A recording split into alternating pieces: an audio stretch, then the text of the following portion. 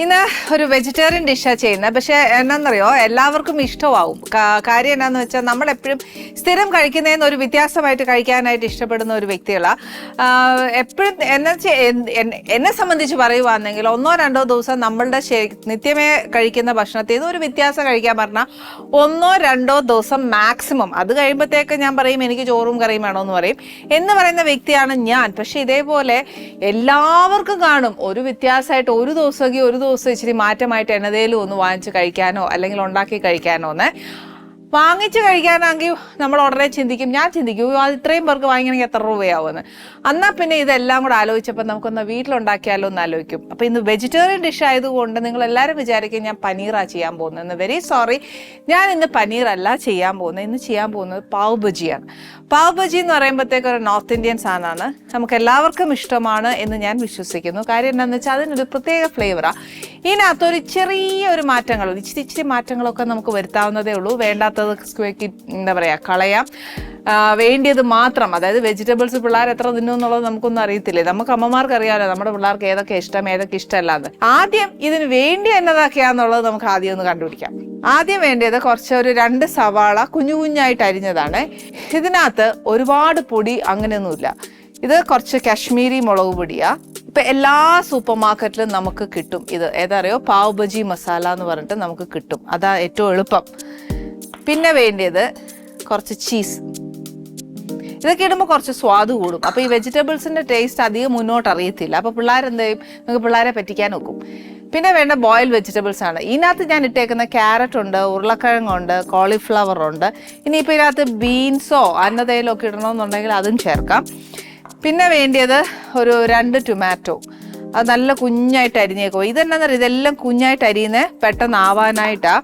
അതുമാത്രമല്ല നമുക്കതൊന്ന് വെന്ത് കഴിയുമ്പോൾ പെട്ടെന്നൊന്ന് ഉടയ്ക്കാനായിട്ടും എളുപ്പമുണ്ട്.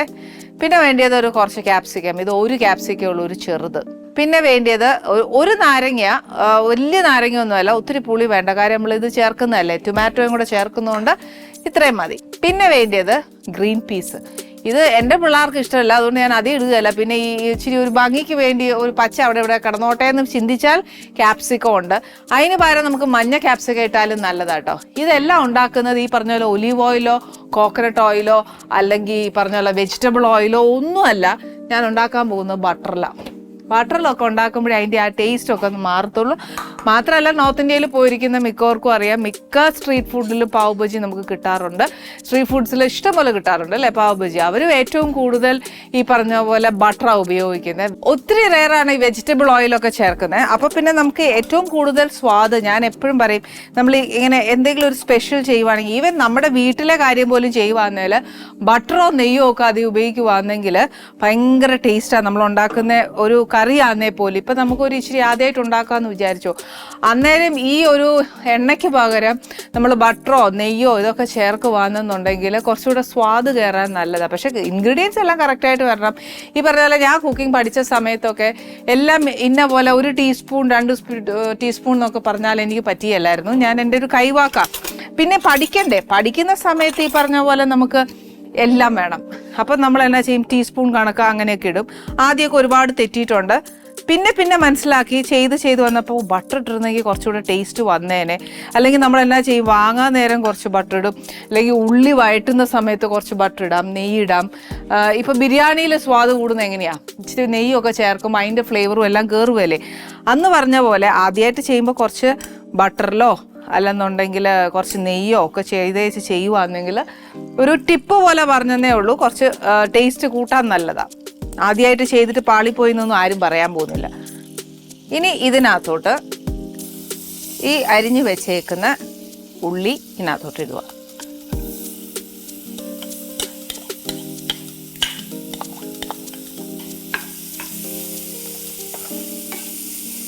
ഈ ഉള്ളി നമ്മൾ സാധാരണ പാവ് ബജി ചെയ്യുന്ന എല്ലായിടത്തും പോകുമ്പോൾ കാണുന്നതല്ലേ, എന്നാന്ന് വെച്ചാൽ ഒരു പാനാ. അതായത് പാൻ മീൻസ് ഇങ്ങനത്തെ അല്ല, ഒരു തവ, അതിലാ ചെയ്യുന്നത് സാധാരണ. പക്ഷെ നമ്മുടെ വീടുകളിലെല്ലാം അങ്ങനെ വേണമെന്നില്ല. ഞാനും ആദ്യമായിട്ട് ഇങ്ങനെ ഒരു പാനിൽ തന്നെയാണ് ചെയ്തത്.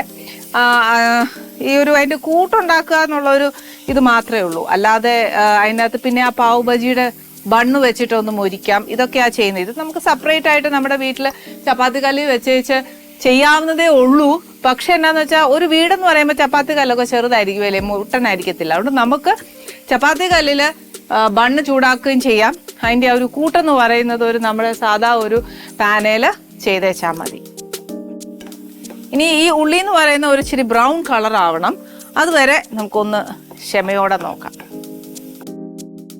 ഓക്കെ, നമ്മുടെ ഉള്ളി ഒരു ഇച്ചിരി ബ്രൗൺ ആയിട്ടുണ്ട്. ഈ സമയത്ത് എന്നാന്ന് വെച്ചാൽ കുറച്ച് ഇഞ്ചിയും വെളുത്തുള്ളിയുടെയും പേസ്റ്റ് നമ്മൾ ചേർക്കണം. ഇത് ഞാൻ അവിടെ പറഞ്ഞില്ല, പക്ഷെ എന്നാലും ഞാൻ പറയുക, കുറച്ച് ഇഞ്ചിയും വെളുത്തുള്ളിയുടെയും പേസ്റ്റ്, അതായത് മേടിക്കുന്നതാണെങ്കിൽ ഞാൻ എപ്പോഴും പറയും കുറച്ചേ ചേർക്കാവുള്ളൂ. അതല്ല, നമ്മൾ ചതച്ചെടുക്കുവാണെങ്കിൽ ഒരു 1.5 ടീസ്പൂണിന്റെ കണക്ക് വെച്ചോ. നമ്മൾ എത്രയാ ഈ വെജിറ്റബിളും നമുക്ക് എത്രയാ ഉണ്ടാക്കണ്ടേ ആ അളവനുസരിച്ച് മതി. നമ്മൾ ഈ പറഞ്ഞ പോലെ ഞാൻ ഇതിന് മാക്സിമം പോയ 1 ടീസ്പൂൺ എടുത്തുള്ളൂ. കാരണം ഇതിന് കൂടിപ്പോയാൽ ഇതിന് വിനീഗർ ഒഴിച്ചേച്ചാൽ ഇത് പ്രിസർവ് ചെയ്ത് വെക്കുന്നത്. അന്നേരം ഇച്ചിരി ഉപ്പ് കാണും. ഇതെല്ലാം കൂടെ നോക്കിയേച്ച് വേണം നമ്മൾ ഇതിൻ്റെ ഒരു അളവ് ചേർക്കാനായിട്ട്. അളവ് ചേർക്കുന്ന ഉപ്പും വിനാഗിരിയുടെ അളവ് നോക്കി വെച്ചല്ല, ഇതിനൊരു ബേസിക്കലി എൻ്റെ അറിവിൽ ഞാൻ പറയുക, ഞാൻ ഉപയോഗിക്കുന്നതുകൊണ്ട് എൻ്റെ ഒരു ഇതിൽ പറയുന്നത് എന്നാന്ന് വെച്ചാൽ ഇതിനൊരു കുത്തലുണ്ട്. ആ കുത്തലൊന്ന് മാറണമെന്നുണ്ടെങ്കിൽ ഒരുപാട് ചേർത്താൽ ഭയങ്കരമായിട്ട് അതിൻ്റെ ആ ഒരു കുത്തല മുന്നോട്ട് നിൽക്കും. അതുകൊണ്ട് ഞാൻ പറഞ്ഞതേ ഉള്ളൂ. പിന്നെ അഥവാ നമ്മുടെ ഇഷ്ടമാണ്, ഈ ഒരു ടേസ്റ്റ് ഇഷ്ടമാണെന്നുണ്ടെങ്കിൽ കുറച്ച് കൂടുതലൊന്നും മുരിച്ചെടുത്തേച്ചാലും മതി. ഇനി ഇതിനകത്തോട്ട് നമ്മൾ അരിഞ്ഞു വെച്ചേക്കുന്ന ഈ തക്കാളി മാക്സിമം 2 സ്പൂൺ അതിൻ്റെ ആവശ്യമേ ഉള്ളൂ.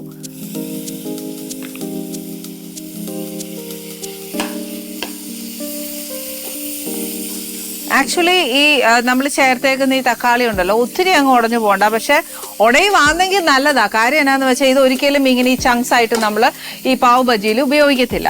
അപ്പോൾ എന്നാന്ന് വെച്ചാൽ മാക്സിമം ഇപ്പം ഇതിനകത്ത് നിന്ന് ഇതിൻ്റെ ഒരു വെള്ളം ഊറി ആ എന്താ പറയുക ടൊമാറ്റോ ഒന്ന് ശരിക്കും നല്ലോണം ഒന്ന് ഉടയുവാണെങ്കിൽ നമ്മൾ ചെയ്യുന്ന പ്രൊസീജിയേഴ്സിൽ അതുണ്ട്.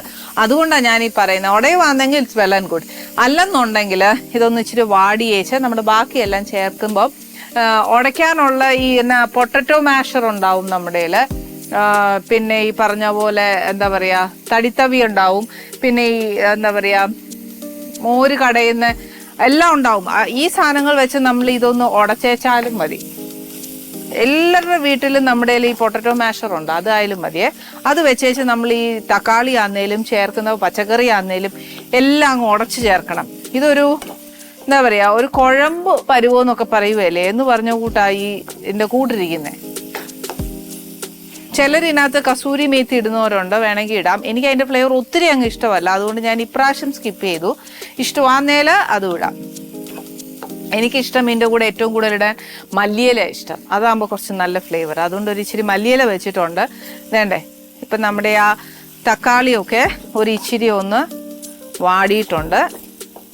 ഇതിനകത്തോട്ട് ഞാൻ എൻ്റെ പൊടിയൊക്കെ ചേർക്കുക. അതിനകത്തോട്ട് മഞ്ഞപ്പൊടി വേണമെന്ന് ചോദിച്ചാൽ വേണം. നമ്മുടെ രീതി അനുസരിച്ച് ഒരു ഇച്ചിരി മഞ്ഞപ്പൊടി ചേർത്താൽ തെറ്റൊന്നുമില്ല. അതുകൊണ്ട് ഒരു ഇച്ചിരി മഞ്ഞപ്പൊടി. ആക്ച്വലി പാവ് ബജി മസാലയിലെല്ലാം ഉള്ളതാണ്. പക്ഷെ എന്നാലും നമുക്ക് മലയാളികൾക്ക് ഒരു ഇച്ചിരി ഉപ്പും എരിവും പൊടിയും ഒക്കെ ഉള്ളത് ഇഷ്ടമാണ് എന്നും പറഞ്ഞിടുന്നതല്ല മഞ്ഞപ്പൊടി. പക്ഷെ എന്നാലും ആദ്യമായിട്ടൊന്ന് ഇടുമ്പോഴത്തേക്ക് ഒരു ഇച്ചിരി മഞ്ഞപ്പൊടി ഇടുമ്പോൾ ഒരു സമാധാനം, ഒരു ഐശ്വര്യം എന്നൊക്കെ ഇല്ലേ എന്ന് പറഞ്ഞ പോലെ. അത് കഴിഞ്ഞേച്ച് കുറച്ച് മുളക് പൊടി. ഇത് കാശ്മീരി മുളക് പൊടിയാണ്. ഇത് നമ്മുടെ കണക്കനുസരിച്ച് എരിവ് അനുസരിച്ച് എത്രയാണ് എടുക്കുന്നതെന്ന് വെച്ചാൽ വേറെ എരിവ് എന്ന് പറയാൻ ഇതിനകത്ത് ഒന്നുമില്ല. നോട്ട് ഈവൻ പച്ചമുളക് പോലും ഇല്ല. അപ്പോൾ അതനുസരിച്ച് വേണം നമ്മൾ മുളക് പൊടി ചേർക്കുന്നത്. ഇതിന് പാവ് ബജി എന്ന് പറയുന്ന ഒരുപാട് എരിവുള്ളൊരു സാധനമല്ല, നോർമൽ എരിവേ ഉള്ളൂ. അതുകൊണ്ട് 1 ടേബിൾ സ്പൂണാണ് ഞാൻ ഇടുന്നത്. കാര്യം വേണമെന്നുണ്ടെങ്കിൽ ഞാൻ 2ാമത് ഇടാം. കാര്യം വെച്ചാൽ അത്രയും പച്ചക്കറി എത്രയാണ് ചേർക്കുന്നതെന്ന് വെച്ചാൽ അതനുസരിച്ച് വെച്ച്. ഇതിനകത്തോട്ട് ഒരു ഇച്ചിരി ക്യാപ്സിക്കം.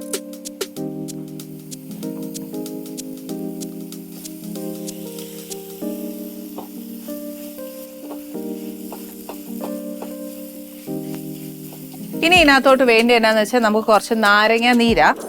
അപ്പോൾ ഒരു വലിയ നാരങ്ങ ആണെന്നുണ്ടെങ്കിൽ പകുതി മതി. ചെറുതാണെങ്കിൽ വേണ്ടേ ഇത്രയും. ഞാനിപ്പോൾ ഒരു 1/2 നാരങ്ങ പിഴിഞ്ഞൊഴിക്കാം. കൂടുതൽ വേണമെന്നുണ്ടെങ്കിൽ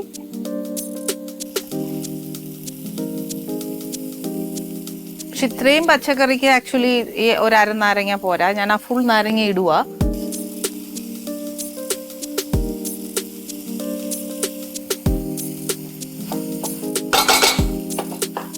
ഓക്കെ, ഈ നാരങ്ങ ഒന്ന് പിടിച്ചു കഴിഞ്ഞാൽ ഇതുവരെ ഞാൻ ഉപ്പ് ഒരു ഇച്ചിരി എന്താ പറയുക ഈ പച്ചക്കറിയുടെ കൂടെ ഇട്ട് ഞാൻ വേവിച്ചിട്ടുണ്ട്. അതും അനുസരിച്ച് വേണം നമ്മൾ ഈ കറിക്കും കൂടെ ഉപ്പ് ചേർക്കാനായിട്ട്. ഇതിപ്പോൾ പൊട്ടറ്റോ കൂടുതൽ ഇഷ്ടമുള്ളൊരു വ്യക്തികളാണെന്നുണ്ടെങ്കിൽ അങ്ങനെ പൊട്ടറ്റോ പ്രത്യേകം പുഴുങ്ങി ഉടച്ചു വെക്കാം. അതല്ലാന്നുണ്ടെങ്കിൽ ഇതേപോലെ പച്ചക്കറിക്കകത്തോട്ട് ചേർത്തേച്ചാൽ മതി.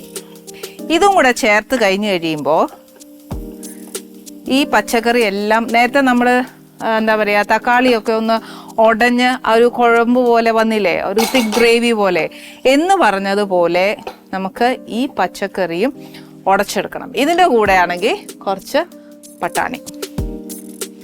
ഇത് ഞാൻ ഒത്തിരി ഇടുന്നില്ല, കാര്യം എല്ലാവർക്കും അത് ഇഷ്ടപ്പെട്ടില്ലെങ്കിലോ, പക്ഷെ പട്ടാണിയുടെ ടേസ്റ്റും അതിനകത്ത് വരണം.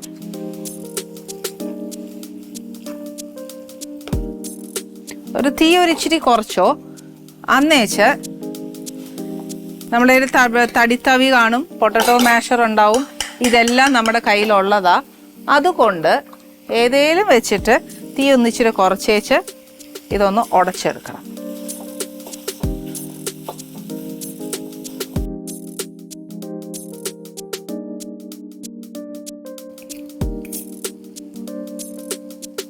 ഇത് തൽക്കാലം ഇവിടെ ഇരിക്കട്ടെ.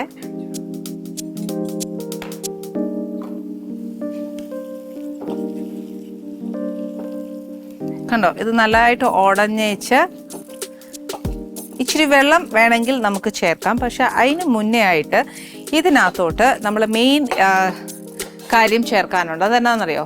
പാവ് ബജി മസാല. ഇതാണ് അതിൻ്റെ ടേസ്റ്റ് മേക്കർ. ഇതൊക്കെ എളുപ്പമുള്ളൊരു കാര്യമായി പറഞ്ഞിരുന്നു. ഇപ്പം നമ്മുടെ എല്ലാ സൂപ്പർ മാർക്കറ്റിലും കിട്ടും. അതൊരു 1.5 ടീസ്പൂണോളം നമുക്ക് ചേർക്കാം. പിന്നെ അതിൻ്റെ ഒരു ഫ്ലേവർ നോക്കിയതിന് ശേഷം മാത്രം ബാക്കി വേണമെങ്കിൽ ചേർത്താൽ മതി.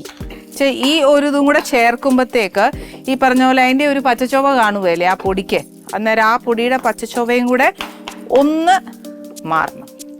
ഇനി ഈ പച്ചച്ചൊവയൊക്കെ ഒന്ന് മാറാനായിട്ട് ഈ പൊടി വേവുന്നില്ല, അത് മൂക്കുന്നേ ഉള്ളൂ. ആ സമയത്ത് കുറച്ച് വെള്ളം, ഒരുപാട് വെള്ളം ഒഴിക്കണ്ട, ഒന്ന് എല്ലാം ഒന്ന് യോജിക്കാൻ വേണ്ടി മാത്രം ഒരിച്ചിരി വെള്ളം.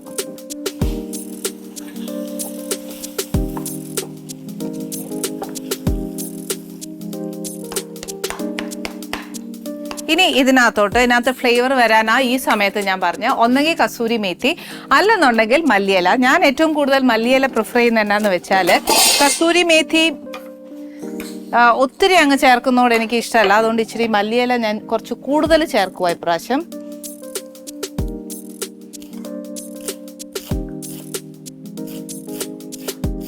ആക്ച്വലി മല്ലിയില ഇതുപോലെ അരിഞ്ഞേച്ച് നമുക്ക് കാര്യം എളുപ്പമാക്കാൻ എന്നാ ചെയ്യണമെന്നറിയാമോ? ഫ്രീസറിൽ വെക്കുവാന്നേലും നല്ലതാണ്. എല്ലാവരും വിചാരിക്കും ഐസിനകത്ത് വെച്ചേച്ച് ഐസ് എല്ലാം കൂടെ പിടിച്ച് പിന്നെ കറിയിലോട്ട് ഇടുമ്പോൾ അതിൻ്റെ ഫ്ലേവർ എല്ലാം പോകുന്നില്ല. ഒരിക്കലും ഇല്ല. നമുക്ക് നാദിയേച്ചി പറഞ്ഞ പോലെ ഞാൻ ഒരു പ്രാവശ്യം ആദ്യമായിട്ട് പരീക്ഷിച്ചതാ. ഇഡലിയും അങ്ങനത്തെ ഒന്നും വെക്കാൻ പോയില്ല. ഫസ്റ്റ് പരീക്ഷിച്ചത് മല്ലിയിലയില. ശരിക്കും പറഞ്ഞാൽ മല്ലിയില ഒരു കുഴപ്പവും ചെയ്യല. അതെന്നാ പറയുന്നറിയോ, ആ പച്ച നിറം പോകുകയല്ല. ഒന്ന് ട്രൈ ചെയ്ത് നോക്കിയേ. ഞാൻ ചെയ്തപ്പോൾ എനിക്ക് ഓക്കെ ആയി. അതുകൊണ്ട് ഞാൻ പറയുക, നമുക്ക് ഇച്ചിരി നേരം കിട്ടുമ്പം ഇങ്ങനത്തെ കുഞ്ഞു കുഞ്ഞു കാര്യങ്ങളൊക്കെ ചെയ്തു വെക്കുവാണെങ്കിൽ നമുക്ക് എളുപ്പമാണ് കാര്യം. ഈ പറയുമ്പം പല നേരം നമ്മൾ ചെയ്യുന്നതും നമ്മൾ തന്നെയാണ് ചെയ്യുന്നത്, പണി നമ്മൾ തന്നെയാണ് ചെയ്യുന്നത്. പക്ഷെ എന്നാലും ഒരു ഇച്ചിരി എളുപ്പമായിട്ടൊക്കെ അത് തോന്നി തുടങ്ങിയിട്ടുണ്ട്. അപ്പം കിട്ടുന്ന സമയം വെറുതെ കളയാതെ നമ്മൾ ഇങ്ങനത്തെ കാര്യങ്ങളൊക്കെ ചെയ്യുമ്പോൾ അതിന് വേണ്ടി മെനക്കെടുണ്ട. ഇനി ലാസ്റ്റായിട്ട് ഇതിനൊരു ഫ്ലേവർ കുറച്ചുകൂടെ വരാൻ വേണ്ടിയിട്ടാണ് കുറച്ച് ബട്ടറും കൂടെ ഇടണം. ഇതിനകത്ത് ഓൾറെഡി ബട്ടർ ഉണ്ട്, പക്ഷെ എന്നാലും ഒരിച്ചിരി ബട്ടറും കൂടെ. നമ്മൾ ആദ്യം ഉള്ളി വഴറ്റിയപ്പോൾ ഇച്ചിരി ഉപ്പ് ഇട്ടിട്ടുള്ളൂ, അതിൻ്റെ കൂടെ ഞാൻ ഒരു ഇച്ചിരി ഉപ്പ് കൂടി ഇടുക. പിന്നെ ഇനി വേണമെങ്കിൽ മാത്രമേ ഞാൻ ഇടുന്നുള്ളൂ. നോക്കട്ടെ, നോക്കിയേച്ചും. ആക്ച്വലി നോർത്തിലൊക്കെ നമ്മൾ പോകുമ്പോൾ സ്ട്രീറ്റ് ഫുഡിൻ്റെ കഴിക്കാനായിട്ട് പോവുകയാണെങ്കിൽ സ്ട്രീറ്റ്സിലൊക്കെ ഇത് നമ്മളിപ്പം ഞാനിപ്പം കുറച്ച് ബട്ടർ ആയിട്ടിരിക്കുന്നത്. പക്ഷേ നമ്മുടെ കണ്ണിൽ അത് കുറച്ചല്ല. പക്ഷെ എന്നാലും സ്ട്രീറ്റിൽ പോകുമ്പോഴത്തേക്ക് കാണാം അവരുടെ ആ തവയിൽ മൊത്തം എണ്ണയായിരിക്കും. പക്ഷെ അങ്ങനെ ബട്ടർ ചേർക്കുമ്പോൾ അതിൻ്റേതായ ടേസ്റ്റ് വ്യത്യാസമുണ്ട്. ആരോഗ്യത്തിന് ശരിയല്ല എന്ന് എനിക്ക് അറിയുകയും ചെയ്യാം. പക്ഷെ ഒരു പ്രാവശ്യം എങ്കിലും നമുക്ക് ടേസ്റ്റ് ചെയ്യണം തോന്നിയാൽ ഒന്നും ചെയ്യാം, കുഴപ്പമൊന്നുമില്ല. പക്ഷെ ചില സമയമൊക്കെ ഈ അവരുടെ സാൻഡ്വിച്ചൊക്കെ കഴിക്കാനൊക്കെ ഇച്ചിരി പേടിയാണ്. എന്നാന്ന് വെച്ചാൽ എന്തോരം ചീസാണ് ഇടുന്നത്, അതൊക്കെ പേടിയാണ് ഇച്ചിരി തിന്നാൻ. എന്നാലും ഒരു ഇച്ചിരി പൊട്ടിച്ച് അതിൻ്റെ ടേസ്റ്റ് നോക്കും, ഇല്ലയെന്ന് പറയുന്നില്ല. ഇനി ഈ ഒരു പാവ് ബജി ഉണ്ടാക്കിയ മസാലയിൽ നമ്മൾ മാറ്റി വെച്ച് ഈ ഒരു തവയെ തന്നെ നമ്മൾ ആ പാവ് ബ്രെഡ് ഒന്ന് ഇച്ചിരി ബണ്ണിൽ കുറച്ച് ബട്ടർ തേച്ച് അതും ഒന്ന് മൊരിച്ചെടുക്കുക. ഇതിൻ്റെ പ്രസൻറ്റേഷൻ എങ്ങനെയാണെന്നറിയാമോ? ഇതിനിപ്പോൾ അധികം പണിയൊന്നുമില്ല. ഈ പറഞ്ഞ പോലെ ബജി കംപ്ലീറ്റ്ലായിട്ട് നമ്മൾ ഓക്കെ ആക്കിയിട്ടുണ്ട്. ഇനി ഇതിനെ ഒന്നും ചേർക്കാനില്ല. പുളിക്ക് വേണമെങ്കിൽ ഇച്ചിരി നാരങ്ങ പിഴിഞ്ഞ് ഒഴിക്കാം. മസാല കൂടുതൽ വേണമെങ്കിൽ ഗരം മസാല അങ്ങനെ ഒന്നും ഇടരുത്. പാവ് ബജി മസാല മാത്രം ഇട്ടേച്ചാൽ മതി. പിന്നെ മുളക് ഇച്ചിരി പോരാ, മുളക് പൊടി വേണമായിരുന്നു എന്ന് തോന്നുകയാണെങ്കിൽ എരിവിന് കുറച്ച് 2-3 പച്ചമുളക് ഇട്ടാലും മതി, വേറെ ഒന്നും ചേർക്കണ്ട. ഇപ്പോൾ ഓൾമോസ്റ്റ് നമ്മുടെ പാവ് ബജിയുടെ ബാജി കറക്റ്റായിട്ട് റെഡി ആയിട്ടുണ്ട്. ഇനി ഇതിൻ്റെ പ്രസൻറ്റേഷനാണ് ഞാൻ പറയാൻ പോകുന്നത്. എന്താണെന്ന് വെച്ചാൽ പാവ് ബ്രെഡ് മേടിക്കുക, ബട്ടർ തൂക്കുക, അത് നല്ലോണം മുരിക്കുക. മുരിച്ചേച്ചാൽ അത് സൈഡിൽ വെക്കണം. അതിൻ്റെ കൂടെ പാവ് ബജി വെക്കുക. അതിൻ്റെ സൈഡിൽ ഉള്ളി വേണം. അത് നമ്മൾ റിങ്സ് ആയിട്ട് അരിയാം, അല്ല ഇതേപോലെ കുഞ്ഞു കുഞ്ഞായിട്ട് അരിയാം, എന്നാ വേണമെങ്കിലും ചെയ്യാം. അതിൻ്റെ പുറത്ത് ഒരു അര നാരങ്ങയും കൂടെ വെച്ച് വേണം ഇത് സെർവ് ചെയ്യാൻ. എന്നിട്ട് ഈ ബാജി ബണ്ണിനകത്ത് വെച്ചാൽ കഴിക്കുന്നത്.